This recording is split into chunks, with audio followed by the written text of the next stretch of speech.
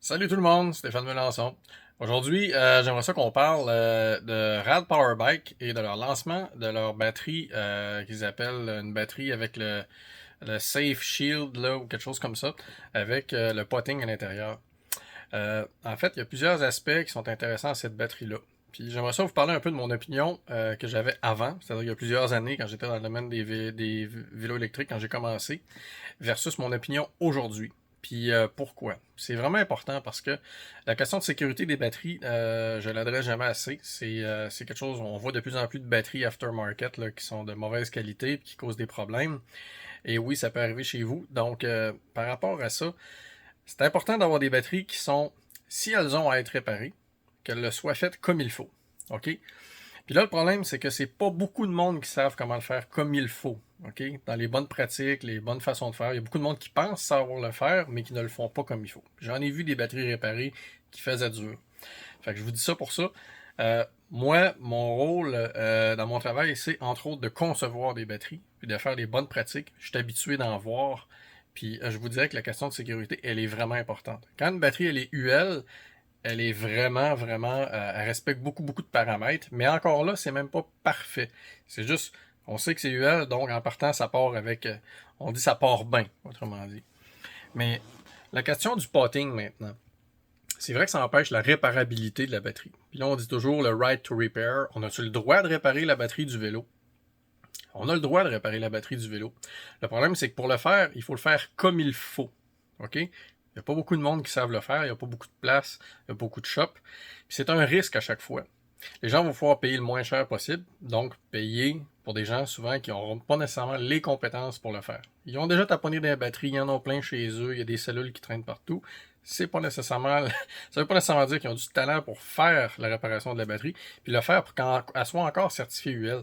Parce qu'une batterie, quand elle est réparée, elle ne l'est plus certifiée UL, à moins que ce soit quelqu'un qui a été certifié par l'UL pour le faire. Donc ça, c'est un autre facteur important. Avant, moi, j'étais pour la réparabilité. Je me disais, oui, on est capable de réparer les batteries, etc. Mais maintenant, je vous dirais, avec qu'est-ce que je vois sur le marché, qu'est-ce que je vois arriver comme accident et tout, je suis penché de l'autre côté. J'ai tendance à dire une batterie, si elle est potée, ça l'empêche d'être réparée. Et à ce moment-là, on sait que cette batterie-là, elle ne sera pas réparée par quelqu'un qui a des problèmes ou quoi que ce soit. C'est une batterie qui va être envoyée au recyclage. Il y a 95% des matériaux qui vont être recyclés durant son recyclage. Donc, c'est pas de jeter une batterie. Les métaux, les matériaux, tout ce qu'il y a dedans, c'est encore réutilisable. OK? Alors ça, c'est important. Donc, c'est pas un gaspille comme ça. Puis les batteries, souvent, ils vont avoir une garantie dessus. Les manufacturiers ou les dealers vont la reprendre, vont en donner une neuve qui fonctionne et elle va être encore potée, etc.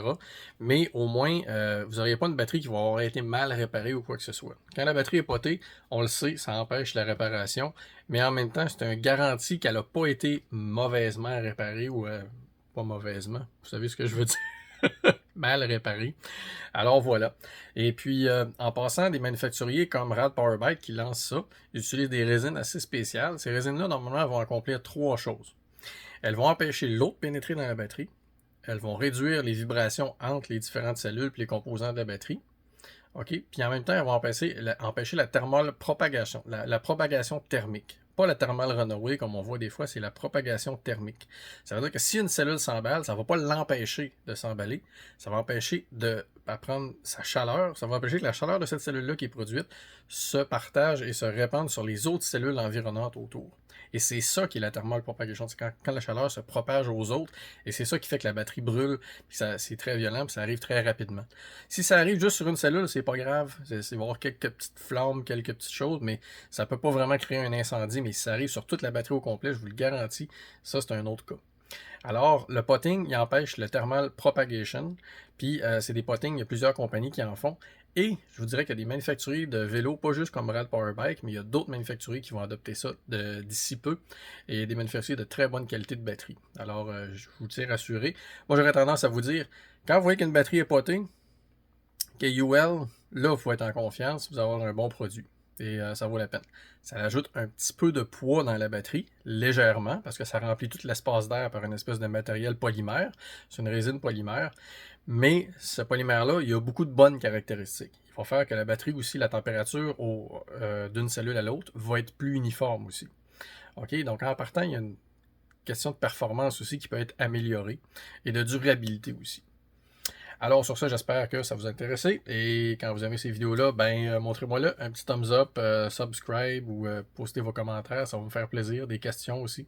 J'y répondrai avec plaisir. Alors je vous souhaite une belle fin de semaine à tout le monde. Bye bye.